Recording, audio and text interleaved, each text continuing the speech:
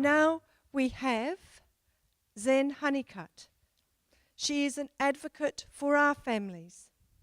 She started a movement for change, and she has probably been one of the main women who has catalyzed America into challenging what glyphosate and GMOs do to us. I would like to welcome her here and to say she has got an amazing talk for us, but this is her experience of what she is seeing with mothers and parents. So I'd like to welcome her. Thank you. So I'm not an expert scientist or an expert doctor. I'm an expert mom. I'm an expert of my children, just like all of you are an expert of your children. And what I'm going to give you tonight is an overview of my experience, and to see if maybe something inspires you to take on whatever it is that you want to take on in your life with your children, and maybe even New Zealand. So let me get started here. Okay, so this is the outline. And before I get started with this, I do want to ask, how many people here know someone in your family, love someone in your family? You're going to videotape this, right? Okay. Yep. Okay, great. So how many people have someone in your family that has food allergies? Raise your hand. How many people have someone in your family with autism? Some? Okay. How many have someone in your family with asthma? Oh, boy.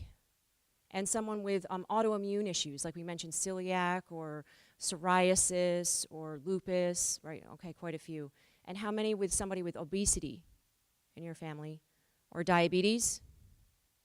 Yeah. And how about cancer? Yeah, this is very unfortunate. This is what it's like in America as well. And I had hoped that it would not be quite so upsetting, and the state would not be like this here in New Zealand. But I can see that it is, and that this is a global issue. This is a global economy, and it is a global food system. So I hope what I have to share with you today makes a difference, because in America it's like this, and we believe even worse. So these are my three children. Ben is 12, and Bodhi is 9, and Bronson is 6. And they are beautiful boys, and they all have food allergies. And my husband and I never did. Their allergies are wheat and gluten, dairy, eggs, peanuts, all tree nuts, food dyes, and carrageenan.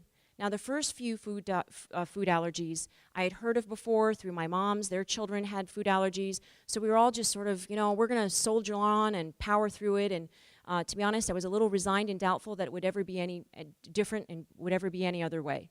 But when my son had his allergic reaction to carrageenan, which looked like this, a red line around his mouth that lasted for days.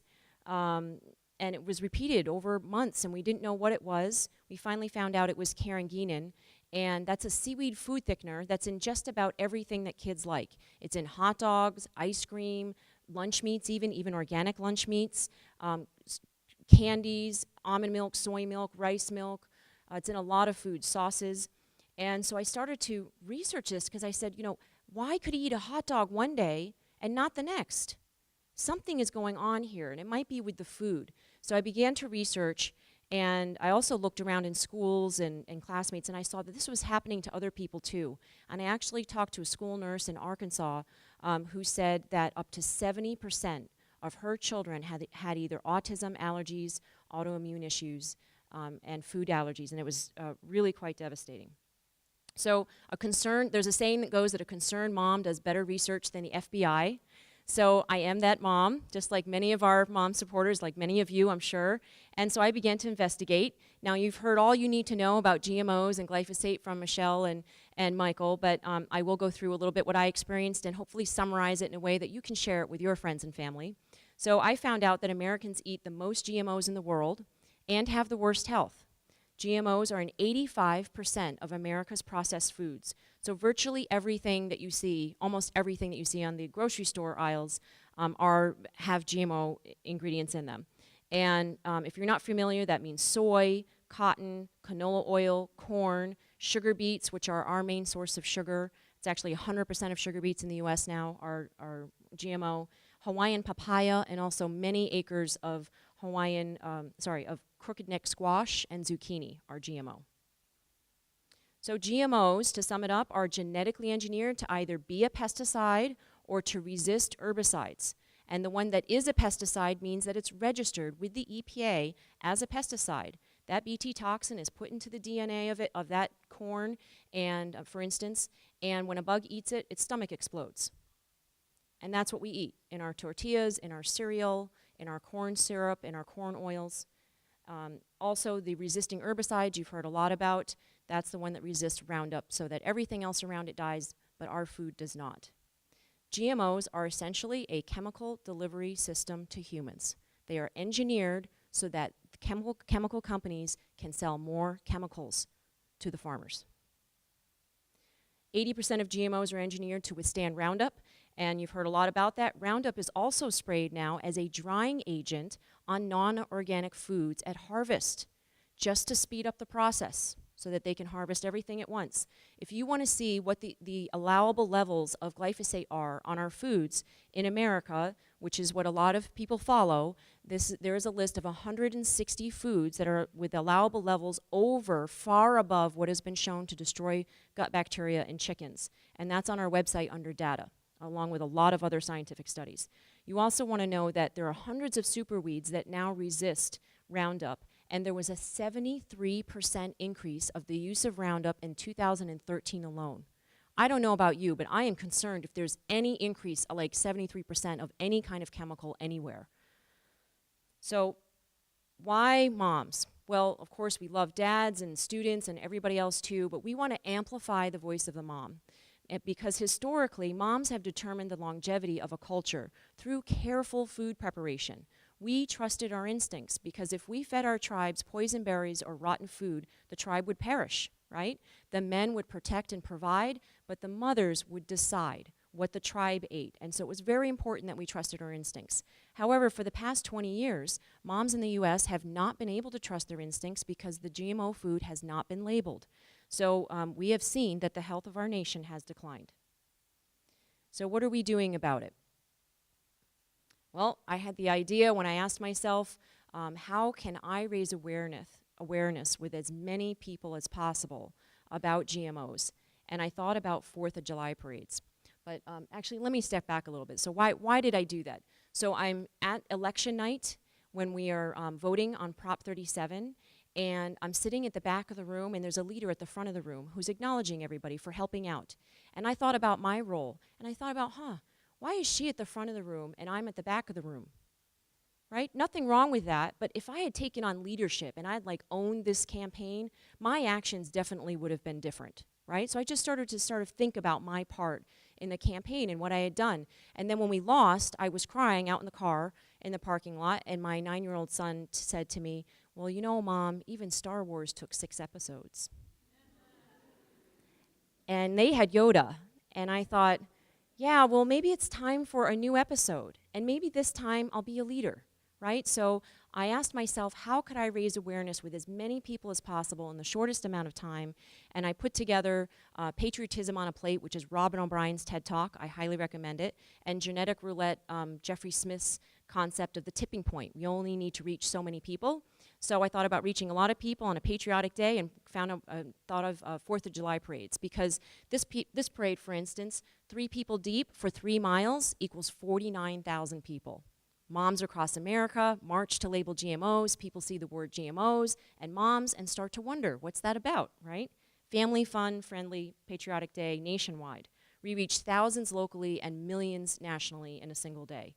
Here we are all across the country in just some of the locations: Idaho, Pennsylvania, Texas, Colorado. People made wonderful banners and floats even. Here we are in 172 locations across the country for our first event. Our Facebook page went from a reach of 0 to 300,000 a week in the first four months. Yeah, and why? Because moms share because they care. And when they start finding out about solutions, they share that, right? So here we are, and what are we finding out when we reach all of these moms across the nation? By the way, we have over 440 leaders now in 44 states that have caused over 500 events in the first 18 months. So these are really passionate moms that want healthy children. So we're reaching out, we're getting testimonials from the moms. First of all, my testimonial is that my son Ben, that red rash around his mouth after going GMO-free for 4 months, that line around his mouth was dramatically decreased. You can barely see a faint pink line under his lip that lasted 2 days instead of 2 weeks. This is important to note because inflammation caused by allergies can cause stomach ulcers, which can cause stomach cancer. And the inflammation is not the rash on the outside is not the problem. The rash is actually the body's way of telling you that there's inflammation going on in the gut.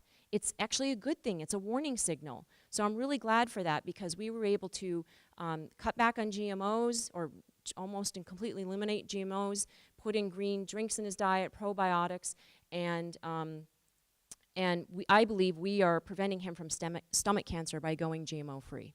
And by the way, a year after going organic as well, his walnut allergy, we almost lost him twice in the hospital because of his nut allergy. It was really, no parent should ever have to go through that.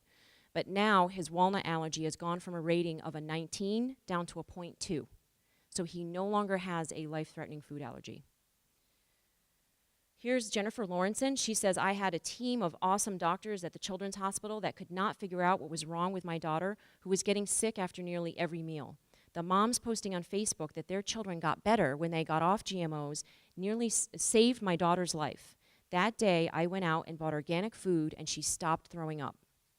Now, obviously, this isn't happening to every child or every person that eats GMOs, right? We think of it sort of like smoking. It impacts some people, but not others. However, the difference is we don't have a choice about eating. We all need to eat. And some scientists say that it is impacting all of us. We just may not see it. It may not be visible. And I'm very concerned when I see things like a potato study that was accidentally sprayed with glyphosate, and that generation, that crop of potatoes were fine, but their offspring or their daughter crop was not fine. They were deformed and they could not reproduce. So it's very concerning about what's happening to our generation of children and future children. Karen from California told us that her son had daily asthma attacks, needed glasses, and was recommended to be held back a year at school. When she found out about GMOs and switched to organic, his asthma disappeared, he no longer needed glasses, and he is now at the top of his class.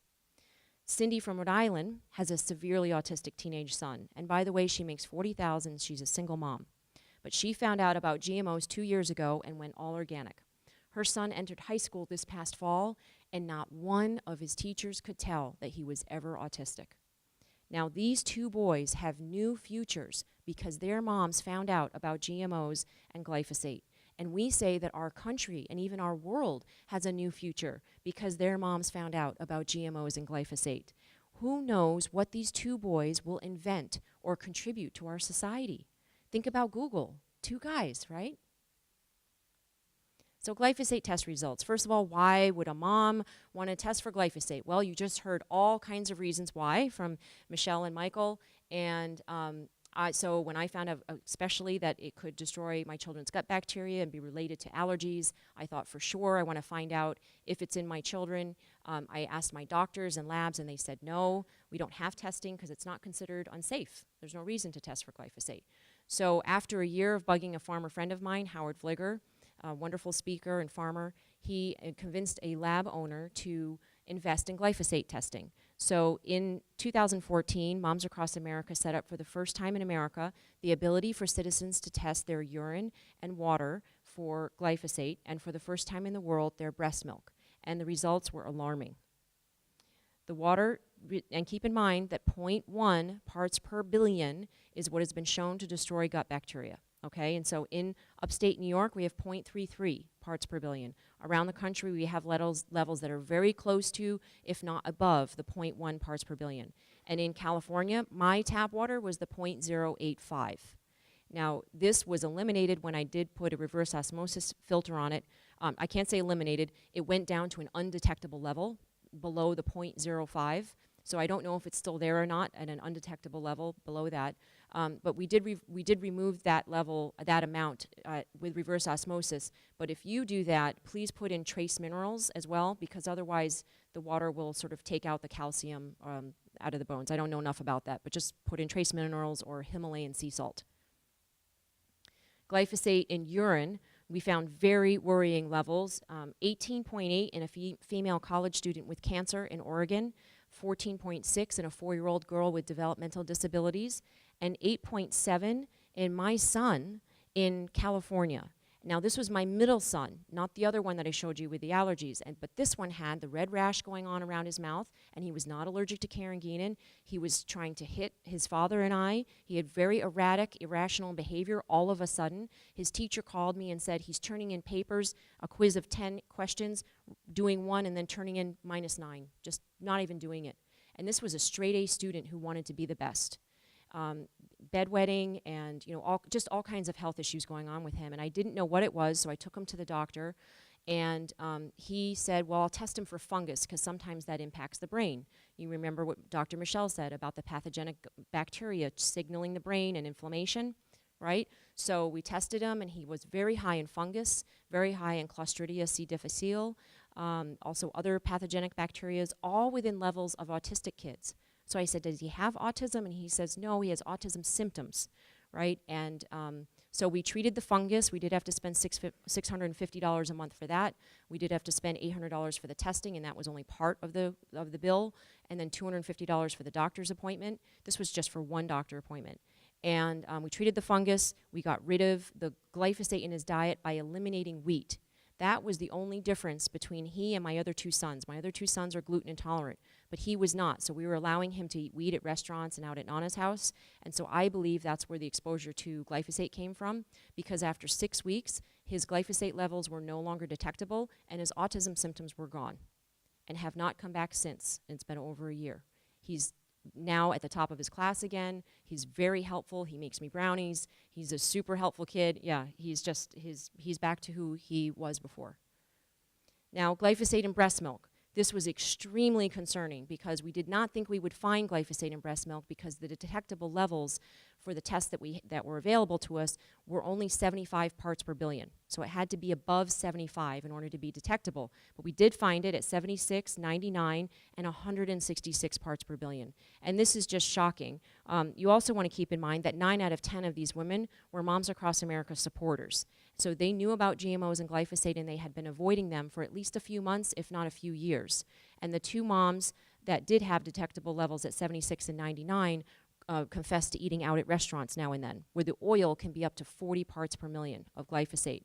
I do want to point out that the 2 moms in the most highly sprayed areas in Indiana and Iowa did not have detectable levels, and that was really surprising because they attributed that to eating organic. Now, the mom that had 166 parts per billion was a nurse in a hospital in Florida, and she was a friend of an activist. So she was unaware of GMOs and glyphosate and was eating conventional American food. And this level is over 1,600 times higher than is allowed in the drinking water in Europe. This is just outrageous. It's also 3,000 times higher than has been shown to cause harm in Seralini's study, the one that showed liver and kidney damage and sex hormone changes in rats. Absolutely shocking. So we were very upset. We contacted the EPA, and because the EPA is the one that allows glyphosate to contaminate the 160 of our foods at levels far above what has been shown to destroy gut bacteria. We had a 5-day campaign. Moms called the EPA to recall Roundup. And recall because when a manufacturer says that a product's going to do something and it doesn't do that, you recall it, right? So, and the manufacturer, Monsanto, and many others said that it would pass harmlessly through the urine. It would not collect in the body. Obviously, it's not doing that, so it's time to recall it, right? So we called, and on Wednesday they said, can you have these moms stop calling? Over 10,000 women have called. And by Friday they said, they really sounded like really upset. His voice was like shaking. He said, you've got to stop calling. We've got to do our jobs. And I said, your job is to recall Roundup. And we're not going to stop. We're not going to give up because the love for our children will never end. We're not just going to forget about this.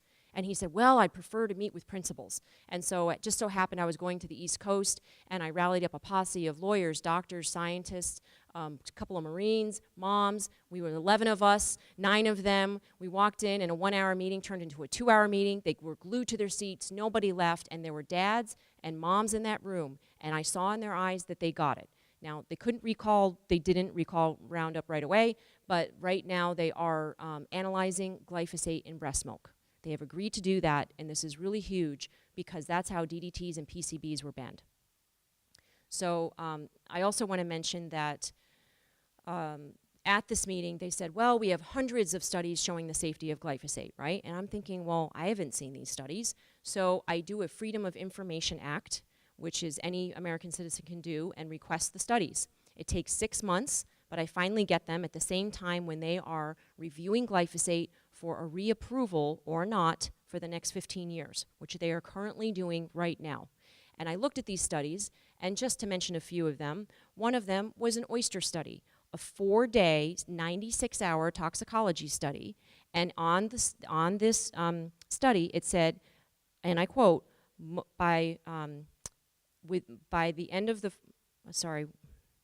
at the end of the 4th day, most of the oysters were closed and not feeding.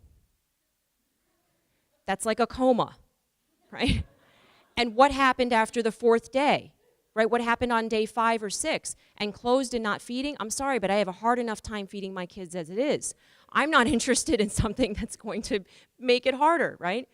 In addition to that, there was another study that said that white shrimp lived for 4 days up until 5.2 parts per million. That was the dose that they could put in the salt water, right, that would allow them to live. Above that, within 4 days, they would die. Now, 5.2 parts per million is way below the 25 parts per million that's allowed on sugar. It's way below the 40 parts per million that's allowed in our oil, right? So that was very concerning. And then recently, there was a study that came out that showed that glyphosate stays viable in salt water for 315 days, especially dark salty water.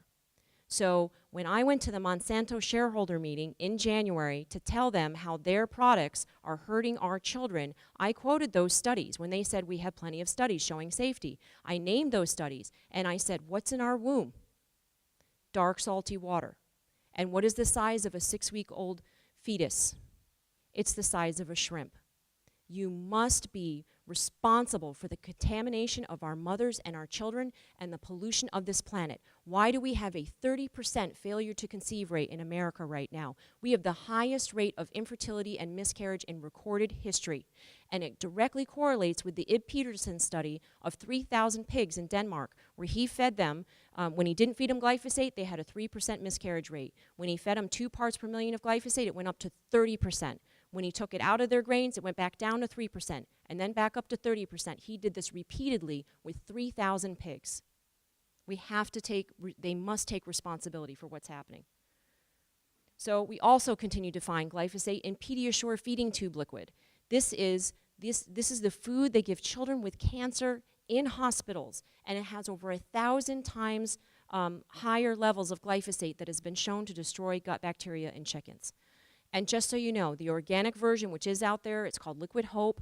I hope there will be more of them as well. They show phenomenal testimonials when the kids use them as a last resort and they switch over to actual real food that's organic and without pesticides. So we need to touch on the proposed collateral damage. And I know this is it's a sort of heavy fact-filled slide, but I feel very compelled to let you know about this as a mother, okay? So the proposed collateral damage, first of all, why do I say collateral damage? Well, because in World War II, when the chemical companies no longer had a market after the war for their chemicals, they decided to create a new market. So they declared war on bugs and weeds. Think about it. Before then, they didn't use toxic chemicals on our farms. Once upon a time, all food was organic, right? They farmed organically.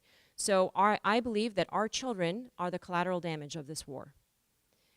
So glyphosate is an endocrine disruptor. These are the facts. And it causes birth defects, miscarriages, and infertility and sterility. It's been shown in animals. And right now in America, we have, as I mentioned earlier, a 30% failure to conceive rate in the USA. That is an unspeakable number of miscarriages and babies. Glyphosate's also an antibiotic, is patented as one, and it destroys gut bacteria and weakens the immune system. We have 24.7 million children with food intolerances. That's leaky gut. The food is leaking out of their small intestines. And we have a 79% increase in Crohn's disease in children in the past 10 years alone. And this data is only coming from hospital outpatients. That's not even from pediatricians. We also have a tripling of colitis in children in the past 10 years. And keep in mind that the gut bacteria is the only place where tryptophan, serotonin, and melatonin are made. And serotonin regulates insulin. A light bulb going off, without insulin, you're going to have diabetes, right? So perhaps this is why we have a quadrupling of diabetes in our teens in the past 10 years. Without serotonin, you cannot also regulate moods and bipolar and mental disorders. We have in America 57.7 million Americans with mental illness. We only have 300 million people. This is a huge portion of our population. And you have to keep in mind, some of these people are most likely our politicians, our policemen, our teachers, your neighbor, right? There's a reason why it seems like people are going crazy. It's a very huge issue. So also glyphosate is a chelator, meaning mineral deficiency and the inability to fight cancer. We just can't fight cancer without certain minerals. And we have 117 million Americans with cancer today, and cancer is the #1 or #2 killer of children, depending on where you live. This is unheard of. Before, it was always household accidents. So the reality of health in America is that out of the top 17 most developed countries, the USA is last in health. Of the top developed countries, the USA is #1 for infant deaths on day 1. You will not want to believe this, and I didn't either, but according to Save the Children, the State of the World's Mothers report states that that America has 50% more babies that die on the first day of life than all of the industrialized world combined. This is not the news that you will hear on Fox or ABC or NBC, because their commercials are purchased by the chemical companies that both make the chemicals that they spray on our crops and they make the pharmaceuticals to make us feel better. They've bought out the media. 1 out of 2 of our children have a chronic illness. 1 out of 2 American males and 1 out of 3 females are expected to get cancer. And pesticides are linked to a loss of IQ. American IQ has dropped 7 points since GMOs. This may not sound like a lot, but instead of 6 million people who are mentally impaired, we now have 9 million. And the loss of gifted and talented has dropped dramatically as well. I believe it's like 6 million down to 3 million. It's very dramatic. So what about feeding the world? Won't we all starve without GMOs and toxic pesticides? And we say simply no. GMOs are not working. You can look up data on the internet. I'm not a farmer, I'm not going to cover it, but the yields are not what they have promised. The superweeds have increased all over the place. There's more crop disease, and there's less resistance to drought. GMOs are simply not doing what they said that they would do. There's no benefit to human beings to consume them. Can we feed the world with organic food? Yes, studies show organic farming reaps higher yields, more nutritious food without toxic chemicals and harm to our environment. We simply say we have faith in our farmers. Farmers are ingenious. They can farm as they have farmed for thousands of years without GMOs and toxic chemicals. And I'm very, very glad that New Zealand has not allowed GMOs in your country. And I think you should applaud yourselves for that, for not growing GMOs here. Thank you so much. Yeah. Yeah. Please keep New Zealand GMO free. So organic food. So Wisconsin farmer Will Allen grows 1 million pounds of vegetables and 10,000 fish on 3 acres. You can farm and make plenty of food for the world. By the way, the whole thing about feeding the world is a complete lie. We produce more food than we need to. It is not necessary to have this industrial agriculture farming. We also can grow plenty of food to feed our people in our backyards. The DeVaris family grows 6,000 pounds of food on 1/10 of an acre. They feed their neighborhood. They have a whole community, it's called a CSA, community something program, right? And can we landscape and have weed-free parks without Roundup? Yes, we are a committed community. They're called Boy Scouts and Girl Scouts, and they need community project services, right? We don't need Roundup. That is something that New Zealand uses a lot of, and I strongly urge you to go to your city councils. Well, I'll get to that, what you can do. But get rid of Roundup out of here. Okay, so the fact is that Americans waste 40% of our food, and 40% of us are obese, and yet 16 million children go to bed hungry every night. This is completely hypocritical to what Monsanto is saying about feeding the world with GMOs. We have the most GMOs in our country. We should have the most, everybody should be fed then, right? That's not the case. So as I said before, the current system is all for the profit of the chemical companies who both make the chemicals that they spray on the food and the drugs that they make us to feel better. It is a perfect profit circle for them. Syngenta, Bayer, Dow, DuPont, they all do both. And Monsanto used to be owned by Pfizer. So it's not the food that needs to be modified, it's the food industry. So what's happening is a lot of bad news. You guys just got served up a huge amount of bad news tonight. But what's the good news? The good news is that you are the good news. You and me, all of us together. Okay? Here's what you can do. Whoops. Number 1, grow, buy, and eat organic. Organic cereals, oils, meat, dairy, and all foods as soon as possible. Restore your gut bacteria with organic cultured foods, raw organic sauerkraut or probiotics, kefir, kimchi, kombucha. It's got to be organic yogurt, please, with not a lot of sugar in it or no sugar in it.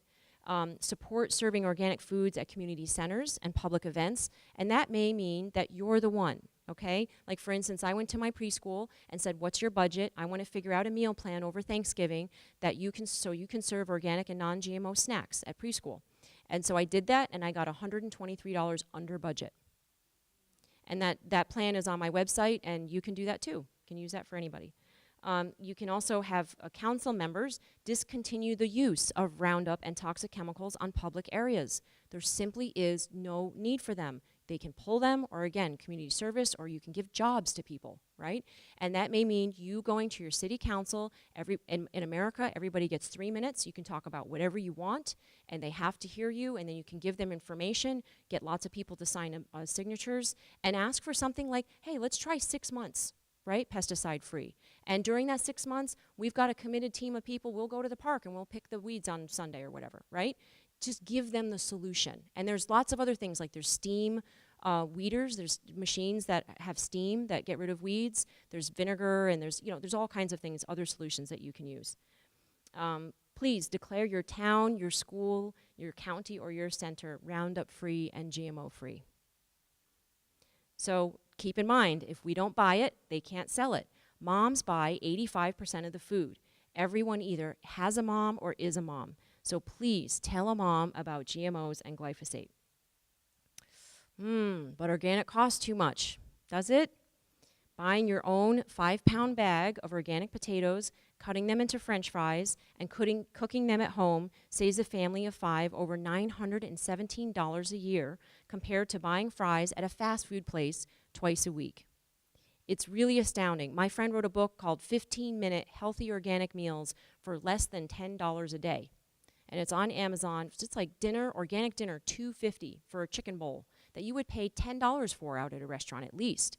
So you absolutely can do it. You plan ahead, you cook ahead, you budget. You may do things like, I don't know, I think you call it home kill here. It's when you buy like half a cow. That sounds really dramatic to me. I'm not going to say home kill in the United States, but not going there.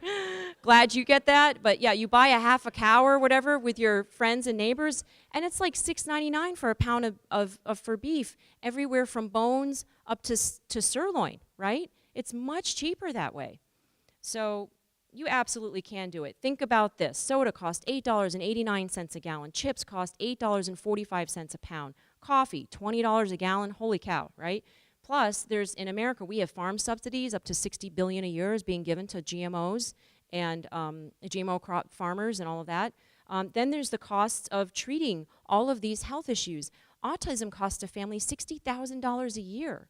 Cancer can cost medical providers and a family $10,000 a month. So if you get cancer, I mean, it's going to be at least $1,000 a month, even if you have great health care coverage. So it's very, very expensive. And then there's, of course, the incalculable damage to our children's bodies and brains. And also, like Dr. Michelle mentioned, stressed out parents. 80% of the families that have children with developmental disorders get divorced. That's a huge toll on our society. We have to stop this. We need to stand for our families and the health of our families and our communities and our children and say no more. So, of course, organic is the real bargain. We've got chicken here, $4.99 to $6.99 a pound for organic chicken. Oh, but then how do you get your kid to eat healthy food? Well, number one, don't buy junk food. Only buy what you are proud for them to eat. If you don't bring it in the home, they can't eat it, right? And number two, teach them what you know. My children have watched Genetic Roulette and Robin O'Brien's TED Talk, Patriotism on a Plate. They've watched The Future of Food and Food Inc. Not all at once. I gave them a break. But they did watch it, and they get it. They really do get it. And my children, my sons, will not eat McDonald's if they go to McDonald's for a treat, nor will they when we're traveling. They won't even pee at McDonald's. They won't even go inside. So, yeah, teach them what you know. And be in charge also. Parents tell me, well, my kids won't eat it. They'll only eat this or that. Well, who's feeding them this or that, right? Yes, be in charge. You're the parent. You give them healthy food, period. Create a future of health and freedom. Here's the other thing. It's not going to be forever. Their tummies can heal. Maybe not for everything, but I asked my son, do you want to have a future like a year from now when you can eat that piece of birthday cake at a birthday party or one piece of pizza? And he said, yeah. And I said, well, we can work on this together. You know, I really think that we can help you get better. And he said, well, okay. And I said, well, so we're going to be in partnership. He said, yes. So he said, so I promise you're going to get better. Now, that was scary for me because I didn't know how that was going to happen. But once I put my butt on the line, he knew that I meant it, right? And so he was in partnership with me, and every day he drank his green drink, he had his B12, he had his, it was like a science experiment. I'm not kidding, every morning. But he drank that drink, and like I said, a year later, his allergies went down, and he is dramatically better. He hasn't had an allergic reaction, and I can't remember how long. And that makes a difference for him, you know, socially as well. So please expect them to make good decisions, as I mentioned, with or without you, and tell them that. You know, put your trust in them. Make a deal. Give them stickers, rewards. My 6-year-old had to give him stickers to eat raw organic sauerkraut with dinner every night, right? But he does it, and he doesn't need the stickers anymore either. He just knows that's what you do. And then, of course, celebrate their decisions and acknowledge them. We ask you to please say yes to health and freedom. We have events that we're doing. We do things like movie nights and speaker series, and one of them is a moms meetup. We've partnered with Western Aid Price Foundation, and we're having moms meetups all across the nation, and we hope across the world. I know with the time zone difference, it may not happen at the same time, but we have moms meetups on May 2nd, and what we're hoping is that with just one person who has 15 people over at a meetup at our home or community center to share, support, and inspire action around health, having healthy communities. If those 15 people have only 5 people switch to organic, mom, sister, cousin, and 2 friends, and then all of those 5 people have 5 people switch to organic, and then those 5 have 5, and they're now all of a sudden spending $200 a week on organic food, which is very easy to do. When you spread that out, actually first, in that one location, that'll be 1,875 moms that are now, let's say they spend only 100 of that at local farmers markets. That will be injecting $6.5 million into your local economy, directly to your farmers and supporting the health and future of your economy. Now, spread out over 200 locations that have already signed up for our Moms Meetup, we're going to cause a $4 billion shift to organic. And we can do this across the nation. We don't have to wait for the regulators. We don't have to wait for labeling. We can ban GMOs and toxic chemicals from our tables right now. And believe me, that the food manufacturers will hear that, right? And they will start to change. So here's a list of GMO info movies that you can watch, and we'll make sure that you can get those on GMO Free New Zealand. And I want to say thank you very, very much for your attention. I know I went long, and this whole event went long, but I'm sure if you have questions or anything, that we will answer those at the end. Before we conclude, I want to say again that we at Moms Across America, we also have Moms Across the World. And you can go on our Facebook page, and we have a website as well. We're partnered with Vandana Shiva on that. And we will not stop. We are not going to give up because the love for our children will never end. And you can count on us to be in partnership with you for healthy global economy and global communities. And we hope that now you're in partnership with us as well. Thank you so much. Old MacDonald had a farm, E-I-E-I-O. And on this farm he had some mules, E-I-E-I-O. With a hee-haw here and a hee-haw there, here and he, there, haw, everywhere.